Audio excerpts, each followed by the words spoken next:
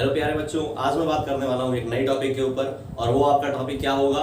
तो वो होगा जो जैसे हमने प्रीवियस टॉपिक में क्या पढ़ा था, प्रीवियस लेक्चर में हमने क्या पढ़ा था, ओम्स लॉ पढ़ा था हम लोगों ने, है ना। जहाँ पे देखा था, है ना, V equals to I into R, जहाँ पे V क्या था, पोटेंशियल था, पोटेंशियल डिफरेंस था across the wire. Current I क्या था, वहाँ का करंट था, और कहीं कहीं जो R था वो उन दोनों का रेशियो था जिसको हम बोल रहे थे रेजिस्टेंस, और वो हमेशा आपका कांस्टेंट होता था।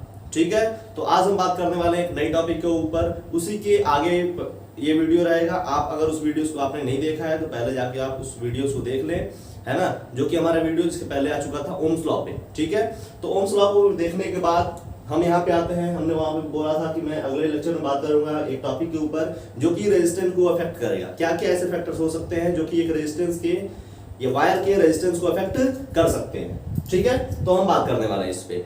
ठीक है, अब क्या है कि ये थोड़ा सा पढ़ने से पहले ना एक मैं आपको थोड़ा सा कॉन्सेप्ट बताना चाहूंगा, उस कॉन्सेप्ट को ध्यान से अच्छे से समझें आप। ठीक है, मैं अगर आपसे पूछूं कि what is the cause of resistance in the wire, what is the cause of resistance in the wire, है ना, एक वायर में रेजिस्टेंस होता है, उसका कारण क्या है ना, तो आप नहीं बता पाओगे। ठीक है, तो मैं उसी को एक्सप्लेन कर देता हूं आपके सामने ताकि आप अच्छे से समझ जाएं, है ना। मैं बताना चाहूंगा कि अगर किसी भी वायर में करंट फ्लो हो रहा है, ध्यान से मेरी कॉन्सेप्ट को समझना, है ना, ये रियलिटी कॉन्सेप्ट है, आपके सिलेबस में है नहीं, बट एक्चुअली मैं बता दे रहा हूँ, है ना, ताकि आपका कॉन्सेप्ट जो है वो एकदम अच्छे रूप से तैयार हो जाए। ठीक है, अगर वो तैयार हो जाएगा उसके बाद ये टॉपिक पढ़ने का मजा आएगा, वरना मजा बेकार हो जाएगा। ठीक है, तो मैं बताना चाहूंगा कि what is the cause of resistance in the wire, है ना, वायर में रेजिस्टेंस होता है, इससे कारण क्या हो सकता है। ठीक है, तो आप बहुत बहुत तरीके के अलग अलग कॉन्सेप्ट लगा के बता सकते हैं, है ना, बिल्कुल वो हो सकता है सही हो या फिर रॉन्ग हो, लेकिन मैं जो कॉन्सेप्ट बताने वाला हूँ आज वो एक तरीके का एकदम कॉन्सेप्टलाइज है ना, ये रिटन है और प्रूव्ड है।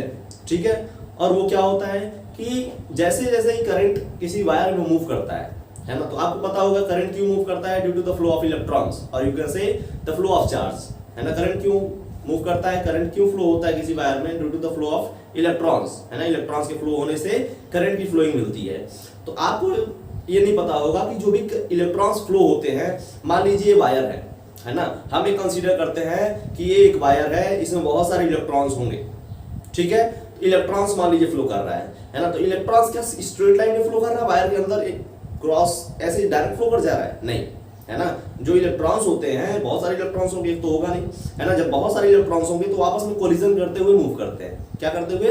कोलिजन करते हुए। एक इलेक्ट्रॉन दूसरे को राइट करेगा, दूसरा तीसरे को राइट करेगा, तीसरा चौथे को राइट करेगा, ऐसे ऐसे होते होते मोशन होता रहता है ना। अगर ये बात आपको समझ में आ गई होगी तो उसके बाद हम ये पढ़ने वाले हैं। और यही जो कोलिजन होता है, जो कोलिजन होता है, अगर सीधे मूव कर जाए, अगर जितना इसमें इलेक्ट्रॉन्स है वो सीधे अगर स्ट्रेट लाइन में मूव कर जाए तो उसका रेजिस्टेंस बिल्कुल जीरो हो जाएगा। आप बोल सकते हैं नेग्लिजिबल, क्योंकि जो रेजिस्टेंस का कारण होता है, जो रेजिस्टेंस प्रोड्यूस होने का रीजन होता है, कॉज होता है, वो कॉज क्या होता है?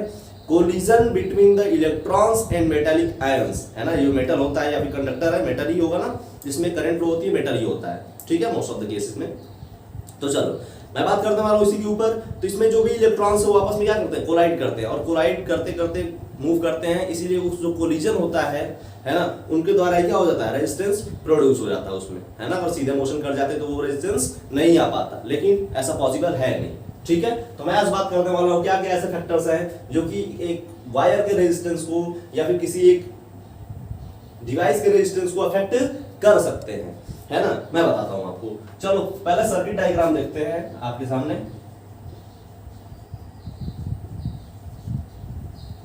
सर्किट डायग्राम देखते हैं पहले, उसके बाद थोड़ा इस पे एनालिसिस कर लेते हैं, है ना।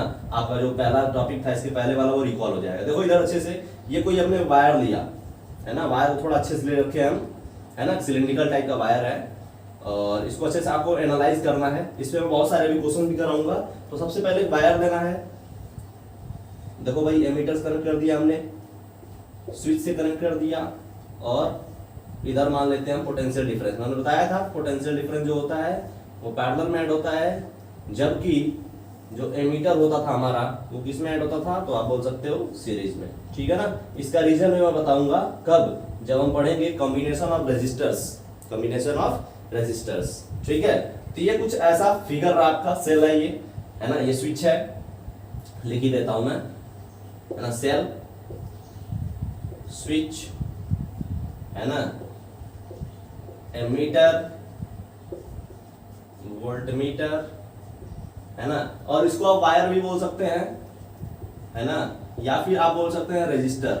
मैंने बोला था कि रेजिस्टेंस नहीं बोलेंगे इसको रेजिस्टेंस नहीं बोलेंगे, क्योंकि रेजिस्टेंस क्या एक प्रकार की प्रॉपर्टी है। तो इसके अंदर रेजिस्टेंस होगा, और जिस मटेरियल के अंदर, जिस वायर के अंदर, जिस भी चीज के अंदर ऐसी प्रॉपर्टी होती है जिसको हम रेजिस्टेंस बोलते हैं, वो चीज क्या बोला जाएगा, तो वो चीज एज अ रेजिस्टर बिहेव करेगा हमारे जो भी इलेक्ट्रॉनिक्स पढ़ रहे हैं हम, है ना। चलो, तो हमारे पास क्या ये रजिस्टर है, ठीक है। चलो भाई, हमने मान लिया रजिस्टर है। इसके खास क्या बहुत सारे इलेक्ट्रॉन्स होंगे, अगर मैं स्विच को क्या, ये देखो ओपन, अभी ये क्या है, ओपन स्विच, कोई फ्लो ऑफ करंट नहीं है, कोई फ्लो ऑफ इलेक्ट्रॉन, कोई फ्लो ऑफ चार्ज नहीं है अभी। लेकिन जैसे ही मैं स्विच को क्या करूंगा, ऑन करूंगा, लो ये मैंने स्विच को ऑन कर दिया, और जैसे स्विच को ऑन करूंगा मैं, वैसे ही करंट फ्लो होगा, है ना, आई। तो अपोजिट डायरेक्शन क्या फ्लो होंगे, इलेक्ट्रॉन्स। तो आपको लग रहा होगा ना ऐसा, देखो विजुअलाइज करो ऐसे, है ना, कि वायर है, इसके अंदर बहुत सारे इलेक्ट्रॉन्स है, क्या वो इलेक्ट्रॉन स्ट्रेट लाइन में मोशन कर सकते हैं, हाँ कर सकते हैं, है ना। लेकिन जैसे इसको पोटेंशियल मिल जाता है, इसकी एनर्जी इंक्रीज हो जाती है, और एनर्जी इंक्रीज होने से ये रैंडम मोशन करने लगते हैं। कैसा मोशन, तो रैंडम मोशन बोल सकते हैं आप। रैंडम मोशन का मतलब क्या है, ये जिगजैग में ऐसे ऐसे मोशन करने होते हैं, है ना, ऐसे ऐसे मोशन करते हैं, ठीक है। तो ऐसे ऐसे मोशन करेंगे तो आप बोल सकते हो सर ये आपस में कोलाइज करेंगे, क्या करेंगे, आपस में कोलिजन करेंगे, टकराएंगे एक दूसरे से, है ना। और ये टकराते हैं, जैसे जैसे टकराते जाएंगे, है ना, वैसे वैसे आसानी से फ्लो नहीं होगा, है ना। मैं हूं, मान लो एग्जांपल देता हूं मैं, है ना, जैसे चींटी चलती है कहीं पे, है ना, कहीं पे कोई एक चींटी चल रही है, और वो चींटी एकदम सीधी स्ट्रेट लाइन में जा रही है, ठीक है ना, वो चींटी एकदम स्ट्रेट लाइन में जा रही है, और क्या हम देखें कि जब स्ट्रेट लाइन में जा रही है उसको कोई बाधा उत्पन्न नहीं हो रही है, कोई रेजिस्टेंस नहीं है। लेकिन जैसे उसके आसपास में मैं कोई अलग सा मिट्टी का टुकड़ा रख दूं, उसको चढ़ के जाने में प्रॉब्लम होगी, है ना, या फिर बहुत सारे चींटी उड़ा दूं तो क्या होगा, आपस में कोलाइड होती रहेंगी, यानी कि सबको जाने में परेशानियां होंगी, है ना। वही कंडीशन यहाँ पे भी आता है कि जैसे जैसे ही ये इलेक्ट्रॉन एक दूसरे से कोलाइड करते रहते हैं, वैसे वैसे ही रेजिस्टेंस प्रोड्यूस होता रहता है ना। ये कॉन्सेप्ट आपको अगर समझ में आ गया हो तो मैं आगे बढ़ूं अपने टॉपिक पे, है ना। ये थोड़ा सा कॉन्सेप्ट हमने बताया बस इसलिए कि क्या रीजन है रेजिस्टेंस का कारण क्या होता है किसी वायर में, ठीक है। अब मैं बात करने वाला हूं वो 4 फैक्टर्स, है ना, वो 4 factors affecting the resistance, affecting the resistance of the wire,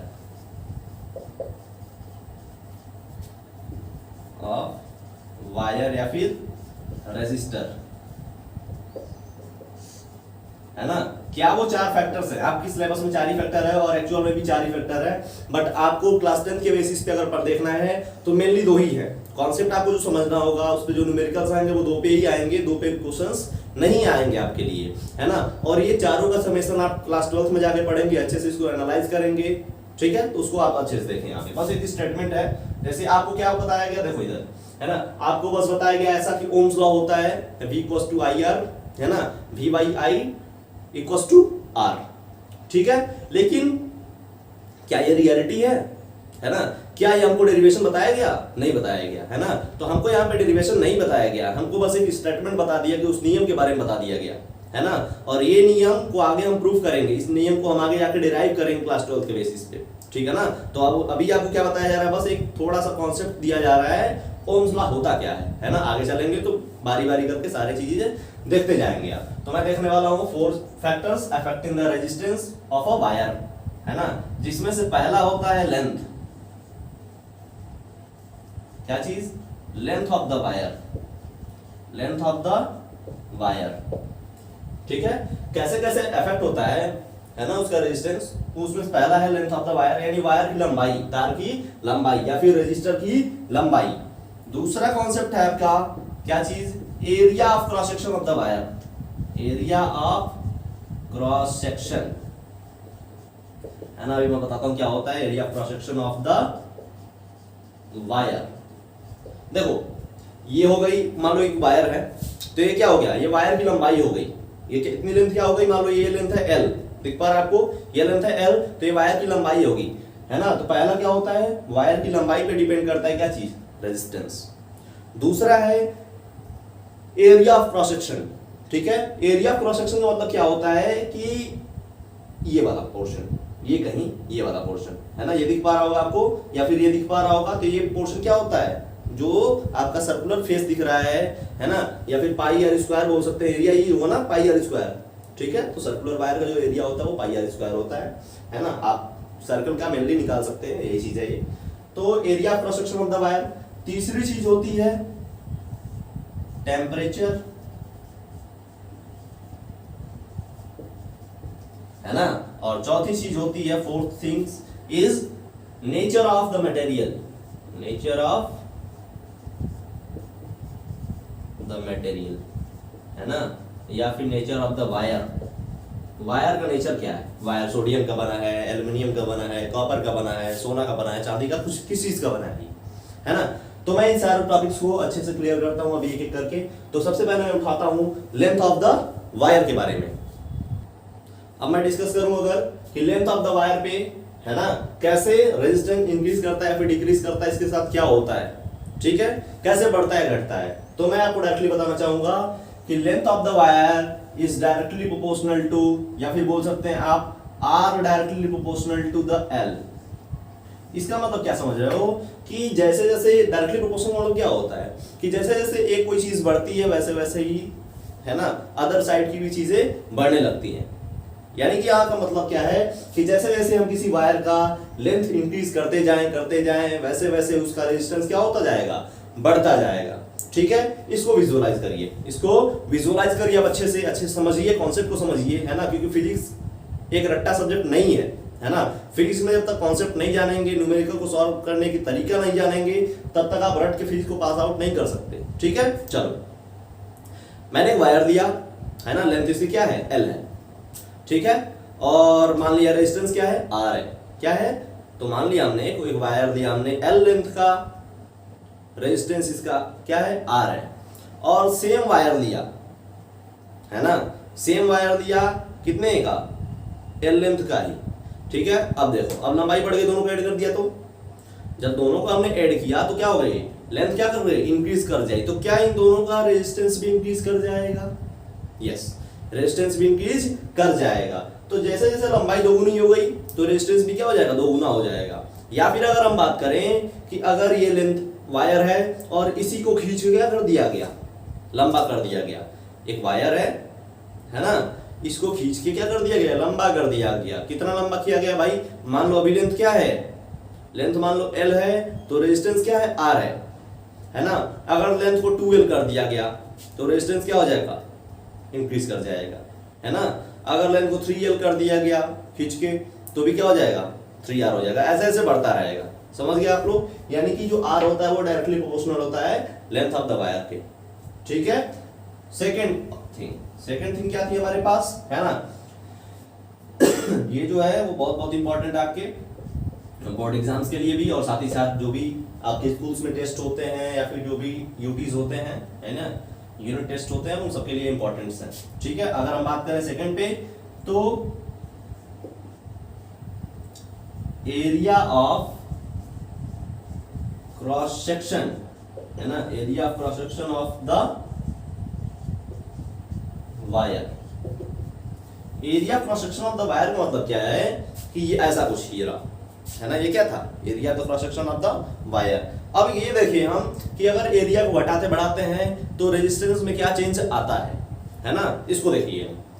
तो देखें, तो ये जो बताया गया था, देखो ये जो भी चीजें दी गई हैं, है ना, जो भी चीजें दी गई हैं वो ओम्स लॉ के डिराइव्ड फॉर्मेशन से दी गई हैं। किसके, तो ओम्स लॉ के डिराइव्ड फॉर्मेशन से दी गई हैं, है ना। ओम्स लॉ को जो डेरिवेशन किया गया, तो ओम्स लॉ के डेरिवेशन में जो फॉर्मूला आया वो क्या आया, है ना, उसके बेसिस पे ये दी गई हैं चीजें, ठीक है। मैं आपको थोड़ा सा रिकॉल कर देता हूं इधर, है ना, चूंकि आपके सिलेबस का ये है नहीं, बट फिर भी मैं आपको थोड़ा सा बता देना चाहूंगा कि देखो इधर R इक्वल्स टू क्या होता है, जो डिराइव्ड फॉर्म है ना, इसको बोलते हैं derived form of Ohm's law, है ना। ये कोई बताएगा नहीं देखो कि ये कहां से आया है, तो ये देख लीजिए आप कहां से आया ये। तो जब डिराइव किया गया ओम्स लॉ को तो क्या देखा गया कि R इक्वल्स टू क्या आता है, तो M into l upon NE square tau into A, है ना। अब सर ये समझ नहीं आ रहा गाउस माउस क्या लिख दिए आप, है ना, तो ये आपको समझ में नहीं आएगा, बट ओवरऑल ये 12th की चीज है। लेकिन यहाँ पे आप थोड़ा सा देख सकते हैं क्या चीज कि आर जो होता है डायरेक्टली प्रोपोर्शनल है एल के, लेकिन इनवर्सली प्रोपोर्शनल है किसके, ए के, है ना। ये बस चीज को थोड़ा सा मैं रिकॉल करता हूँ, है ना। ये एल और ए के बीच का रिलेशन बताने के लिए हमने डिराइव फॉर्म को लिखा, है ना, कि ये कहां से आया है वो चीज हमने वो उधर बताया, ठीक है। अब ये सारी चीजें हैं क्या, तो आर क्या है, resistance of the wire, M क्या है, मास ऑफ इलेक्ट्रॉन, एम क्या है, तो मास ऑफ इलेक्ट्रॉन, एल क्या है, लेंथ ऑफ वायर, किसका, तो वायर की लेंथ, है ना, तार की लंबाई या फिर रेजिस्टेंस की लंबाई, एन क्या है, तो नंबर ऑफ इलेक्ट्रॉन्स, कितने इलेक्ट्रॉन्स हैं उसके अंदर, है ना, कैसा मेटल है ये, ठीक है, तो उसके अकॉर्डिंग है एन। ई क्या है, तो चार्ज ऑन इलेक्ट्रॉन, ई क्या है, तो चार्ज ऑन इलेक्ट्रॉन। अब देखो ये कुछ अच्छा नहीं लग रहा होगा आपको, है ना, ये कुछ थोड़ा बुरा लग रहा है, देखने में भी बुरा है और लगड़ा गुड़ा है ऐसा कुछ, ठीक है। तो आप देख सकते हो कि ये क्या है, टाउ बोलते हैं इसको, है ना, टी टाइप का लिखते हैं, ऐसे लिख के ऐसे बनाया और ऐसे कर दिया ऊपर, ये टी टाइप का कुछ दिखता है ना, उल्टा जे बोल सकते हो आप, है ना, ऐसा कुछ दिखता है। तो ये इसको बोलते हैं रिलैक्सेशन टाइम,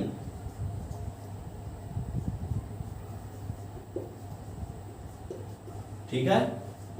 अब देखिए, है ना, तो ये खैर इससे मतलब नहीं है, सारी चीजों से मतलब नहीं है। ए क्या होता है, तो एरिया, है ना, खैर इन चीजों से मतलब है नहीं, बट ये चीजें मैंने इसलिए बता दिया ताकि आपको इस चीज का विजुअलाइजेशन हो सके, है ना, ये कहां से आया, पूरा कॉन्सेप्ट को मैं तैयार करा रहा हूं, है ना, आधा अधूरा ऊपर नहीं उड़ना है आपको, ठीक है।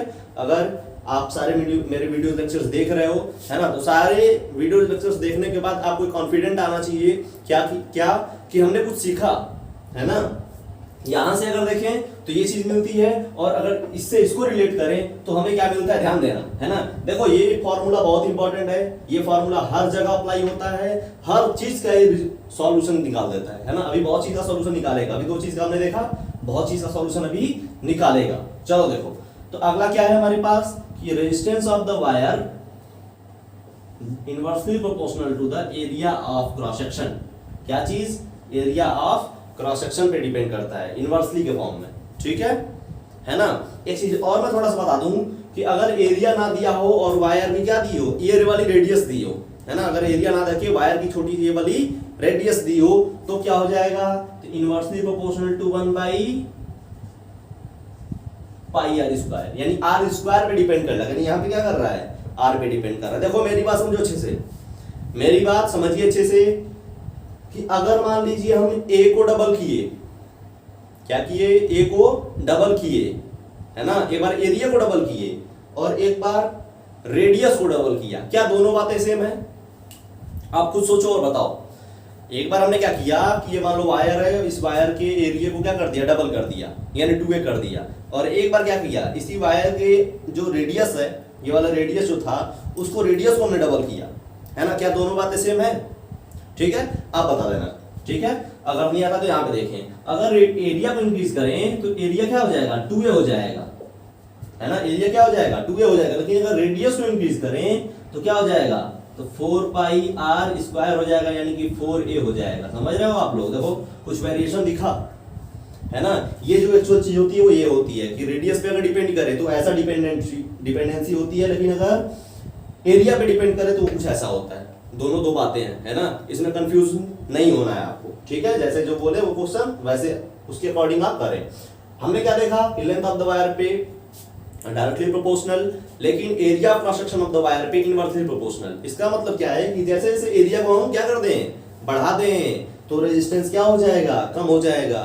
लेकिन अगर एरिया को हम कम कर दें तो रेजिस्टेंस क्या हो जाएगा, बढ़ जाएगा, यानी कि इंक्रीज कर जाएगा। अगला दोनों पॉइंट अब हम देखने वाले हैं किस पे, तो 2 चीजों हमने देखा, है ना, पहला लेंथ, दूसरा एरिया। तीसरा हमारी चीज आई थी टेम्परेचर के बारे में, है ना। तो टेम्परेचर को अच्छे समझे आप कि कोई भी कंडक्टर का, आप इलेक्ट्रॉनिक्स पढ़ रहे हैं, इलेक्ट्रिकल चीजें पढ़ रहे हैं, है ना, तो आपको ये जानना जरूरी है कि हम कोई जो भी चीज लेते हैं इसमें वो क्या लेंगे, कंडक्टर लेंगे, या फिर आप बोल सकते हो सर मेटल लेंगे, है ना। किसी भी चार्ज का फ्लो कराना है, किसी करंट का फ्लो कराना है, तो मैक्सिमम केसेस में क्या ले सकते हो आप, तो आप बोल सकते हो मेटल्स ले सकते हैं। तो इसको कैसे देखा जाता है कि जैसे जैसे किसी भी चीज का टेम्परेचर क्या होता है, बढ़ता जाता है ना। किसी चीज का मतलब क्या, कंडक्टर का, है ना।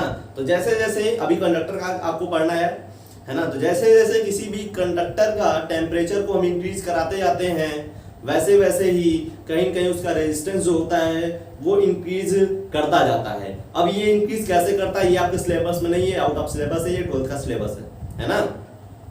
आप ये बस समझो कि जैसे जैसे किसी वायर के टेम्परेचर को हम हीट कराते जाएंगे तो उसका रेजिस्टेंस कहीं न कहीं क्या होता जाएगा, बढ़ता जाएगा। अब वो देखो क्यों बढ़ता जाता है, ये कहां से रूल निकाला गया कि क्या होता है, बढ़ता जाता है।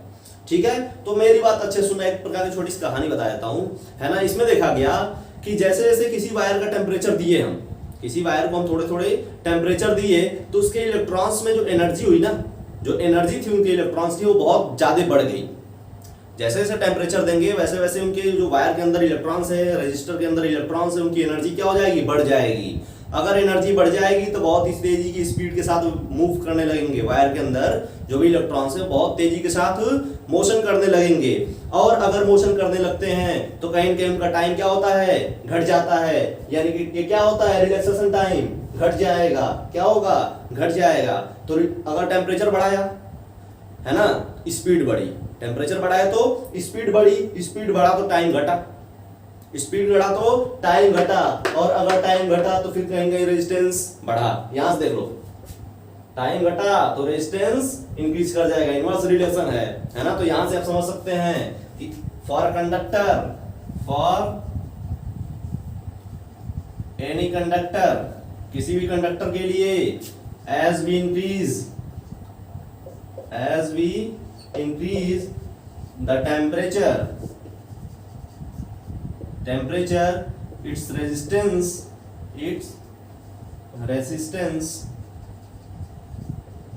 will also increase, है ना। तो जैसे जैसे टेम्परेचर को बढ़ाते जाते हैं वैसे वैसे क्या होता है, तो आप बोल सकते हैं रेजिस्टेंस बढ़ता जाता है। ठीक है, इस चीज को आप अच्छे से समझ लीजिए। फोर्थ हमारा पॉइंट है क्या, है ना, कोई डाउट हो तो बता देना आप। फोर्थ क्या पॉइंट है, तो फोर्थ पॉइंट था हमारे पास नेचर ऑफ द मटेरियल। इसको भी अच्छे समझाऊंगा मैं, और सारे फॉर्मूले का राजा यही है। ये सारे फैक्टर्स को बताने का मूल मंत्र जो है ये है ना। जैसे कि मैं थोड़ा सा, आप 9th से आया ना, 9th के लिए थोड़ा सा बता देता हूं कि 9th में आप फॉर्मूला क्या पढ़े होंगे, तो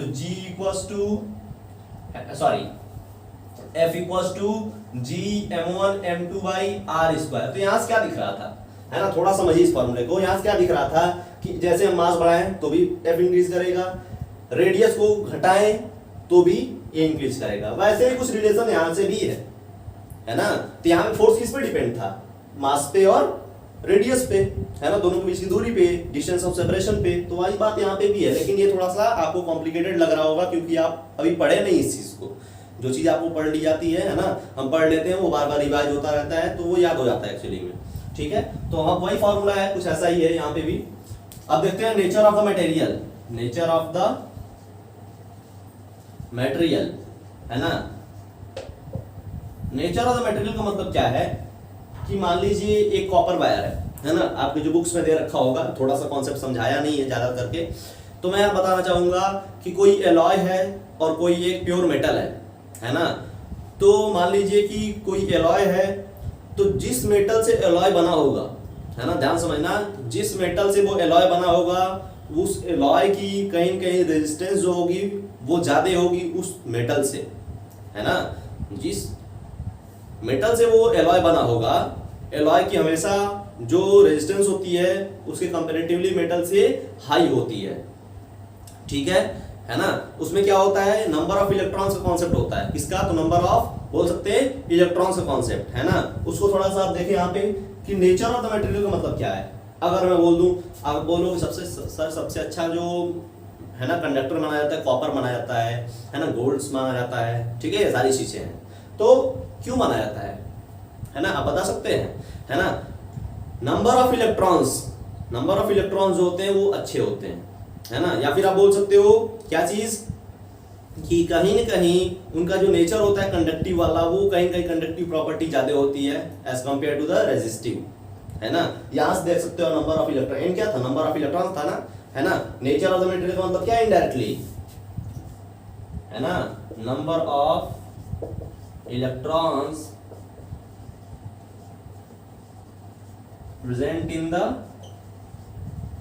मेटल्स, है ना, ये यही बात है ना। यहाँ पे आपको बस थोड़ी सी बात समझनी है कि एलॉय का जो होता है हमेशा ये एमसीक्यू बन सकता है, ज्यादा क्वेश्चन नहीं आएगा इस पे, है ना, लिखने वाला क्वेश्चन नहीं आएगा, एमसीक्यू बन सकता है। कैसे कि एक मान लीजिए एलॉय दे दिया और उसी का, है ना, मेटल दे दिया, जिस चीज से वो एलॉय बना उसी का मेटल दे दिया, पूछ दिया, है ना, कि किसका रेजिस्टेंस सबसे ज्यादा होगा, तो आप डायरेक्ट क्या करेंगे, उसके एलॉय पे क्लिक करेंगे, है ना, टेक करेंगे, ठीक है। तो ये बात आप समझ लीजिए कि एलॉय की जो रेजिस्टेंस होती है वो हमेशा क्या होती है, ज्यादा होती है, ठीक है।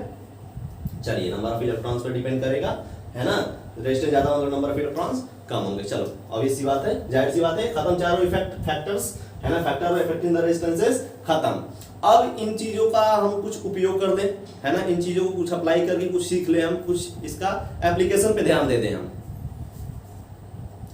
अब हम देखने वाले हैं रेजिस्टिविटी के बारे में, है ना, क्या चीज, तो रेजिस्टिविटी क्या होती है, ठीक है। मैं आपको अच्छे से समझाता हूं कि 4 फैक्टर्स हमने देख लिए, लेंथ पहला देखा, दूसरा एरिया देखा, और तीसरा देखा हमने कि टेम्परेचर पर कैसे इफेक्ट होता है, आपने अच्छे सीख लिया होगा, और चौथा देखा नेचर ऑफ द मटेरियल पे, या फिर बोल सकते हैं डायरेक्टली आपकी number of electrons in an metal, है ना, नंबर ऑफ इलेक्ट्रॉन्स कितने हैं उस पे बारे में बात होती है। चलिए, आज मैं बात करने वाला हूं अब अगले पॉइंट के बारे में, जिसका नाम है रेजिस्टिविटी, है ना। तो आपको पता है ना, वी ऑलरेडी नो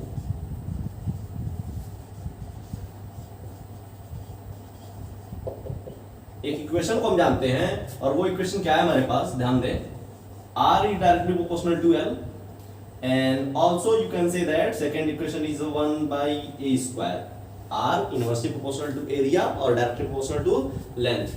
तो अगर हम इन दोनों चीजों को कंबाइन करें तो ये दोनों चीजें कुछ ऐसी लिखी जा सकती हैं, ध्यान देते इधर, है ना, ये दोनों चीजें कुछ ऐसी लिखी जा सकती हैं L by A के फॉर्म में, या फिर हम बोल लें ऐसी भी लिखी जा सकती हैं, है ना, ऐसा, दोनों तरीके से हम लिख सकते हैं भाई, है ना।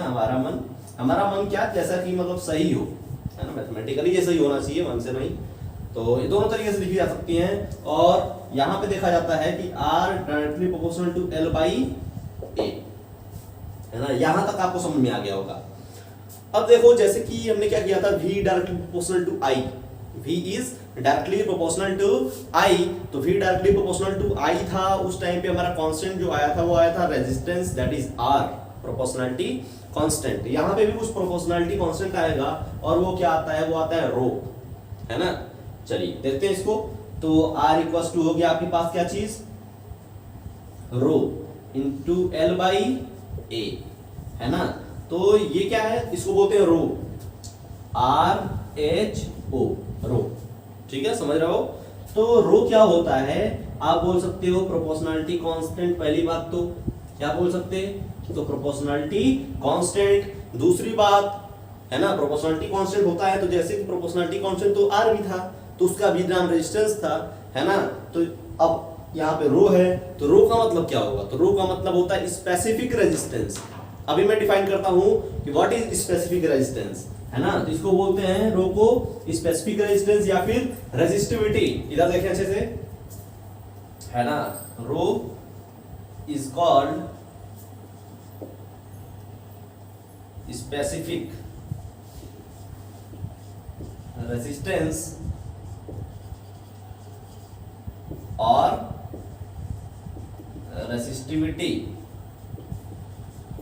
ऑफ मटेरियल, है ना। ये भी क्या होती है, प्रकार की प्रॉपर्टी होती है ना, ये प्रकार की कैरेक्टरिस्टिक होती है, क्या चीज, रेसिस्टिविटी होती है, प्रकार की आप बोल सकते हैं क्वालिटी होती है किसी भी चीज की, है ना, जो कि उसके यूनिट लेंथ और यूनिट क्रॉस सेक्शनल एरिया के रेजिस्टेंस को डिफाइन करती है, ठीक है। थोड़ा सा देखें इसको अच्छे से, तो हम इसको रेज करें,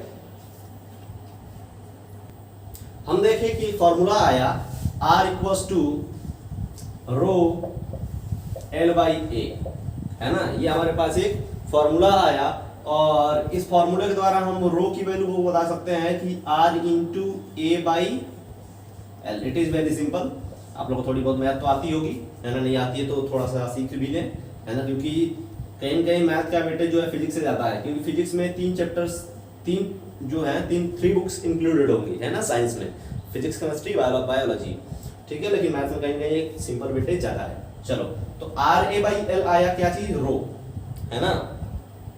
अब ये कैसे डिफाइन किया जा सकता है, ठीक है, तो ये मैंने बताया, अभी एक स्पेसिफिक रेजिस्टेंस होता है, ये भी एक प्रकार का क्या है, तो रेजिस्टेंस है, ये भी एक प्रकार की क्या है, तो प्रॉपर्टी है ना।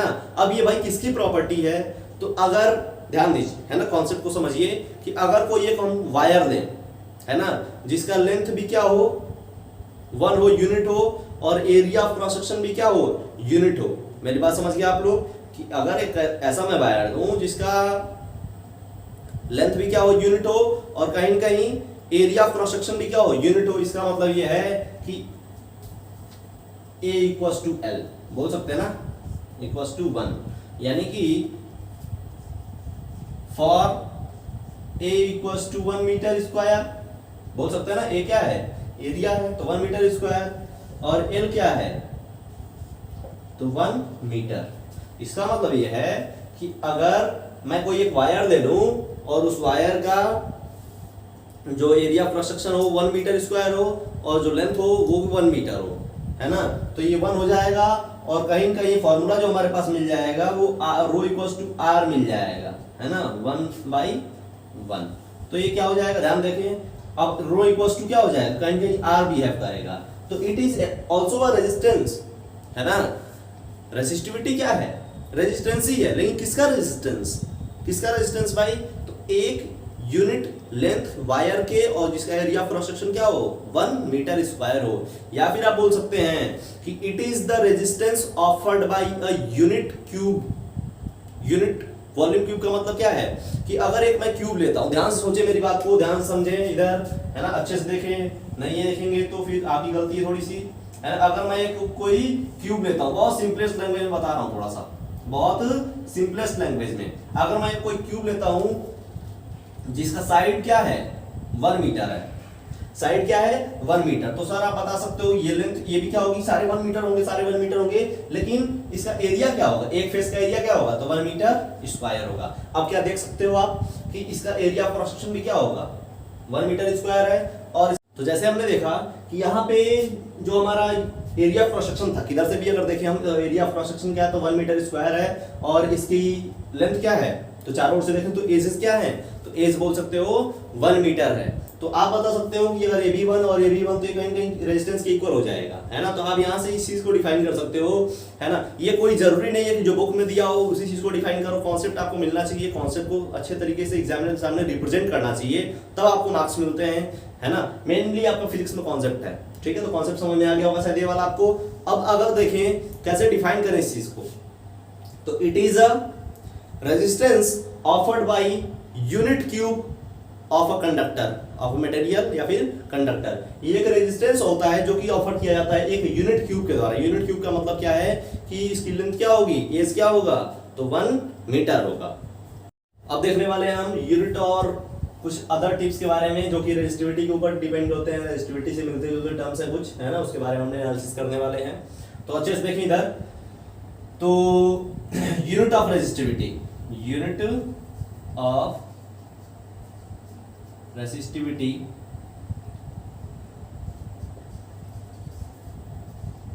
है ना। यूनिट ऑफ रेसिस्टिविटी क्या है, रेसिस्टिविटी की यूनिट क्या है, तो रेसिस्टिविटी का फार्मूला जो हमने देखा वो रो इक्वल टू, देखो आपको फार्मूले पता हो तो आप किसी चीज का यूनिट निकाल सकते हो। तो रो इक्वल टू क्या हो जाएगा, RA/L। दैट मींस कि रेजिस्टेंस का तो पढ़ा है आपने ओम, एरिया का पढ़ा है मीटर स्क्वायर अपॉन लेंथ का पढ़ा है मीटर, है ना। तो ये कहीं इससे इक्वल हो जाएगी, तो ओम मीटर के, है ना। तो ऐसा unit of resistivity is ohm metre, है ना। क्या होता है, तो ओम मीटर होता है, ओम सेंटीमीटर बोल सकते हो, ठीक है। तो ये सारी चीजें होती हैं। अब हम आगे देखने वाले हैं कि किस किस फैक्टर के ऊपर कहीं कहीं रेजिस्टिविटी डिपेंड करता है, किस किस फैक्टर के ऊपर रेजिस्टिविटी डिपेंड करता है। और मैं यूज करने वाला हूं इस फॉर्मूले को आपको रेजिस्टिविटी थोड़ी सी समझाने के लिए, है ना। चलिए देखिए कि रेजिस्टिविटी के क्या क्या फैक्टर होते हैं जिस पर रेजिस्टिविटी डिपेंड करती है। तो हमने फॉर्मूला वहां से देखा कि R = m × L / n × e का स्क्वायर × टाउ × a का, है ना। ये आपको फार्मूला अच्छे से समझना नहीं है, है ना, बस ऊपर ऊपर थोड़ा L से और A को रिलेट करना है बस। एल को और ए को रिलेट करना है। तो आर इक्वल टू हमने पढ़ा क्या चीज, आर इक्वल टू था आपका अभी रोयल बाई ए, ऐसा कुछ था ना, क्या चीज, तो रोयल बाई ए। तो अगर हम यहाँ से देखें कि इसकी वैल्यू यहाँ पुट कर दें तो कहीं कहीं क्या हो जाएगा, तो rho l by A will be equal to m into l upon n e square tau A, है ना, समझ पा रहे हो। यहाँ से चीजें कैंसिल हो जाएंगी और रो इक्वल टू जो डिराइव्ड फॉर्मूला फॉर रो है वो मिलेगा m by n into e square tau, है ना, ये चीज मिलेगी आपको, क्या चीज, तो n इंटू ई स्क्वायर, है ना। तो अब समझ के देखो आप कि यहाँ पर ना लेंथ है और ना ही एरिया है, लेंथ और एरिया नहीं दिख रहा होगा आपको। इसका मतलब ये है कि रेजिस्टिविटी जो डिपेंड करेगी वो लेंथ पे और एरिया पे नहीं करेगी, किस पे, तो रेजिस्टिविटी जो डिपेंड करती है वो लेंथ पे और एरिया पे डिपेंड नहीं करती है। वो इसलिए नहीं करती है कि हमारे फॉर्मूले में लेंथ और एरिया नहीं आया, that means resistivity does not depends on the dimension of the wire और dimension of the resistor. Resistor के डायमेंशन पे या वायर के डायमेंशन पे रेजिस्टिविटी डिपेंड नहीं करती है। हालांकि रेजिस्टेंस 4 फैक्टर पे डिपेंड करता है, लेकिन रेजिस्टिविटी बस 2 फैक्टर पे डिपेंड करती है, किस पे, तो नंबर ऑफ इलेक्ट्रॉन्स पे, that means nature of the material पे, नेचर ऑफ द मटेरियल पे, और दूसरा है टेम्परेचर वाला इफेक्ट जिसको हम टाइम बोलते थे, टेम्परेचर वाला इफेक्ट, है ना, जिसको हमने टाइम बोला। तो 2 चीजों पे डिपेंड करता है रेजिस्टिविटी, या दोनों चीजें आपको पढ़नी नहीं है, बस थोड़ी समझ लेनी है किस पे डिपेंड करती है। तो रेजिस्टिविटी जो होता है 2 चीजों पे डिपेंड करता है, 2 चीजों पे नहीं करता है। 2 चीजों पे, किन चीजों पे नहीं करता है रेजिस्टिविटी डिपेंड, तो वो है डायमेंशन, डायमेंशन मतलब लेंथ और एरिया। और दूसरी बात है क्या चीज, तो आप बोल सकते हो टेम्परेचर और नेचर ऑफ द मटेरियल पे डिपेंड करता है, क्या चीज, तो रेजिस्टिविटी। समझ गए आप लोग। चलिए अब मैं थोड़ा सा आगे इसको अच्छे से समझाने वाला हूं, एक और चीजें जो इससे रिलेट करती हैं, है ना, इन चीजों को आपको अच्छे से समझ में आएगा कि कहां से कहां तक किस चीज की रेजिस्टिविटी होती है। हम बात करने वाले हैं कुछ इंपॉर्टेंट नोट्स के बारे में, है ना, ये चीज आपको थोड़ी सी याद करनी पड़ेगी कि मेटल की रेजिस्टिविटी कहां से कहां तक होती है कि वो मेटल माना जाएगा, कहां से कहां तक होगी रेजिस्टिविटी किसी चीजों की कि वो सेमीकंडक्टर माना जाएगा, और कहां से कहां तक किसी चीज की रेजिस्टिविटी होती है ताकि वो क्या माना जाए, तो इंसुलेटर माना जाए। उन चीजों पे हम बात करेंगे थोड़ी सी, है ना, ये बहुत इंपॉर्टेंट है नहीं आपके लिए, वो थोड़ा सा याद होना चाहिए, है ना, अगर आप इलेक्ट्रॉनिक्स पढ़ रहे हैं तो थोड़ा सा याद आपको होना चाहिए, है ना। तो रेजिस्टिविटी आप हेडिंग डाल लेना, इसको याद कर देना, रेजिस्टिविटी फॉर, तो पहला है इसमें से, पहले की रेजिस्टिविटी तो आप बोल लो कंडक्टर, किसकी, तो कंडक्टर की, है ना। तो कंडक्टर का जो रेजिस्टिविटी होता है 10⁻⁸ ओम मीटर से लेके 10⁻⁶ ओम मीटर तक होता है। इन चीजों को आपको थोड़ा सा याद रखना है बस। दूसरा जो हमने माना सेमीकंडक्टर, क्या चीज, तो सेमी कंडक्टर। तो सेमीकंडक्टर का कहां से कहां तक होता है, तो आप बोल सकते हो 10⁻⁶ से लेके 10⁻+4 तक, 10⁻⁶ ओम मीटर से लेके, देखो -8 से -6 ये, -6 से +4 ये, है ना, ओम मीटर। लेकिन जो तीसरा है वो क्या है, तो वो है इंसुलेटर, है ना, इंसुलेटर है। तो इंसुलेटर का जो होता है वो 10⁻4 से लेके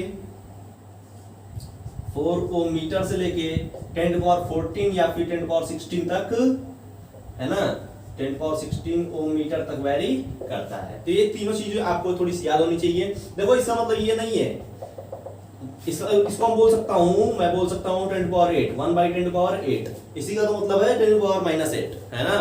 तो ये कहीं कहीं, अब देखो 1 ओम मीटर को डिवाइड कर रहे हैं 10⁻8 से, यानी कि इसकी रेजिस्टिविटी बहुत कम है ना, और रेजिस्टिविटी कम तो रेजिस्टेंस भी कम, रेजिस्टेंस कम तो क्या माना जाए, कंडक्टर माना जाता है ना। अच्छा, एक प्रकार का बोला जा सकता है कि अच्छे से कंडक्टिविटी फ्लो कराएगा, यानी कि इलेक्ट्रॉन्स का फ्लो अच्छे से इजीली करा देगा ये, है ना। अगर इजीली इलेक्ट्रॉन्स का फ्लो करा देता है दैट मींस अच्छा कंडक्टर, अच्छा चीज है ये, है ना, हमारे इलेक्ट्रॉनिक्स में इसकी जरूरत है, ठीक है। तो इसका कहां से कहां तक होता है, 10⁻−8 ओम मीटर से लेके 10⁻⁻6 ओम मीटर तक कंडक्टर। सेमीकंडक्टर के बारे में अगर बात करें 10⁻⁻6 ओम मीटर से लेके 10⁻4 ओम मीटर तक होता है इसका रेजिस्टिविटी, अगर हम तीसरी चीज की बात करें इंसुलेटर की, तो इंसुलेटर के बारे में क्या है, 10⁴ ओम मीटर से लेके 10⁴ ओम मीटर की इसकी वैल्यू जो होती है बहुत ज्यादा होती है, रेजिस्टिविटी रेजिस्टेंस भी ज्यादा।